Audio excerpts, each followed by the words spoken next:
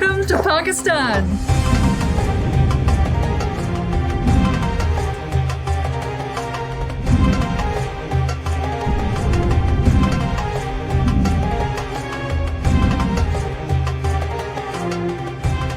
I am an adventure traveler. I live and work in Pakistan. I consider Pakistan my second home.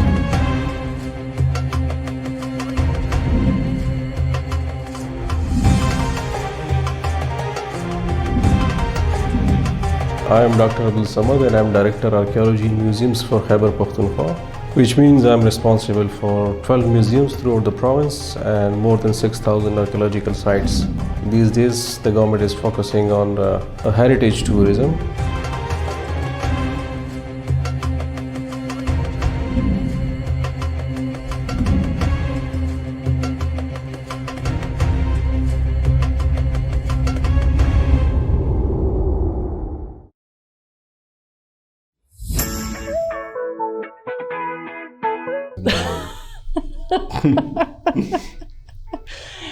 Actually, this is the single most question I get asked all the time.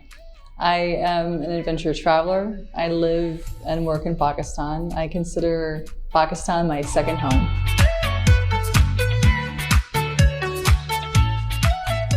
I think Pakistan is one of the most interesting countries that I've ever been to in the entire world. Globally, there has been historically a largely negative perception of this country. And I say that, look, Pakistan can be frustrating, that there is no doubt. It can even at times be frightening. But for me, it is always fascinating. And I think for Westerners, we tend to want to put labels on things, and we tend to want things to be very black and white. And Pakistan is very much like a cognitive obstacle course. And if one just takes the time and sort of goes with the flow and relaxes a little bit, Dorisi, just a little bit, I think that that's a great adaptive coping mechanism for living and traveling Pakistan.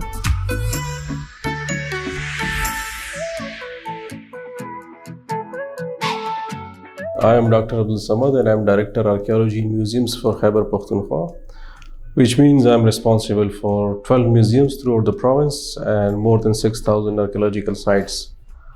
And apart from that, we are doing different activities in Khyber Pakhtunkhwa. These days, the government is focusing on heritage tourism.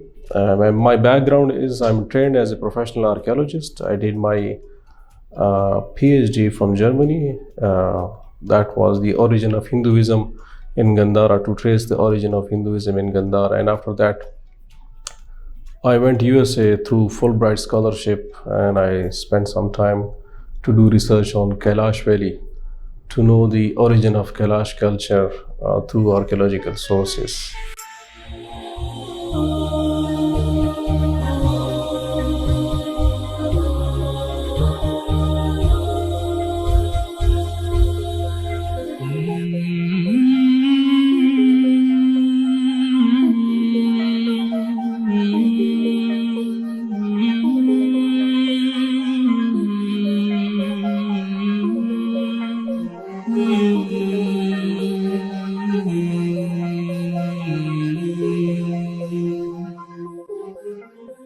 Cynthia, welcome to Peshawar Museum.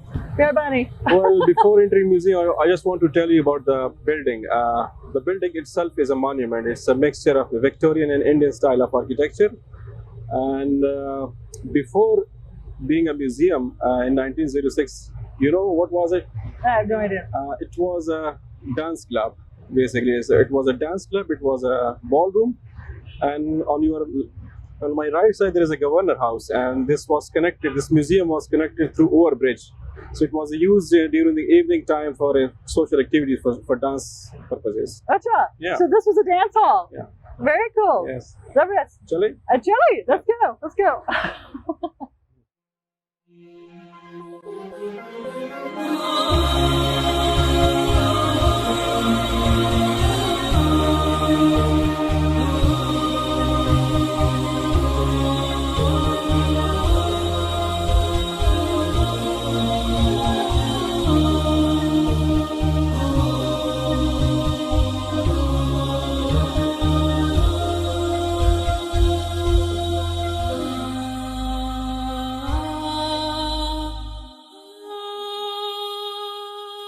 Cynthia, you can see this map is the Gandhara map. Gandhara was the ancient name of Khyber Pakhtunkhwa, and Gandhara is a Sanskrit word which means the land of fragrance.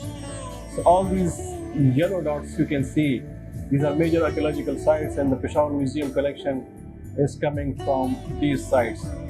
A word about Peshawar Museum: this is the world's biggest museum of Gandhara art as far as the quality is concerned and the quantity is concerned. We have more than 30,000 objects in Peshawar Museum, and almost 1,000 objects are on display. The remaining 29,000 are in our store. So the Peshawar Museum is the world's largest in terms of Gandhara art. Yeah. Wow. Yeah.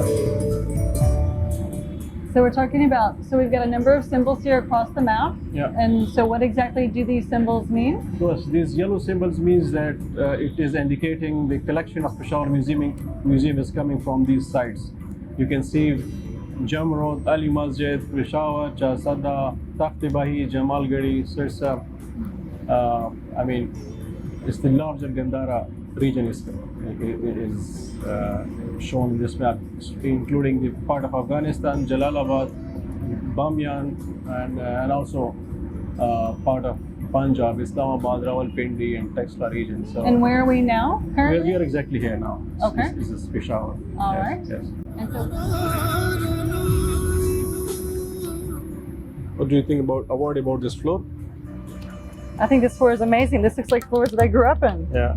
So tell me a little bit about this. It feels like it's a little bit hollow. Yes, What's going on? well, I was telling about this floor, and it was used as a ballroom, as a dance club during the British time. Yes. And unfortunately, you are not wearing proper shoes. Otherwise, you could try a salsa here, and you can enjoy the specific sound of the. Can I do the Bhangra dance you can- instead? Yes, yes.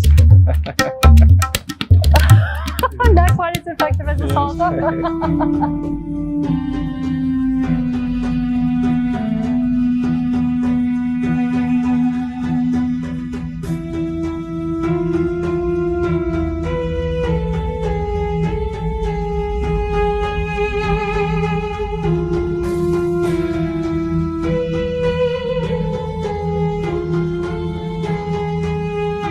This one is the biggest one. Few months back, it went to Switzerland, to Zurich Museum on a loan for a Buddhist exhibition. It was Really? there for 3 months, It's huge. and almost 40,000 people they have visited this object, and it was a main central hallmark of that exhibition. So it was appreciated by almost 40,000 people. I can't imagine. How does one transport such a thing? I mean, look. It was a huge how- technical job, and it was like How much work is 1,500 involved? kilogram. May I touch it? Yes, Is it, okay. and it's made of what type of stone? It is a shit stone. Like Wow. This thing is huge. And how many kilograms does it weigh? 1,500 kilogram.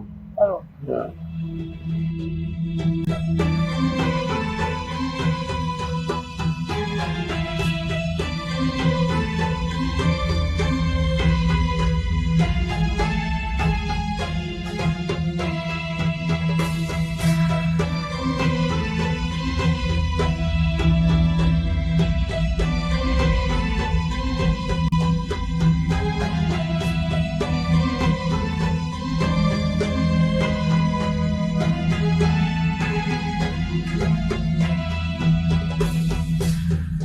Thank you so much. I had a wonderful time. Thank you, Cynthia. The pleasure was all mine, and see you next time again. I look forward to it. Thank you so much. Thank you. All Thank you right. again. We'll see you next time.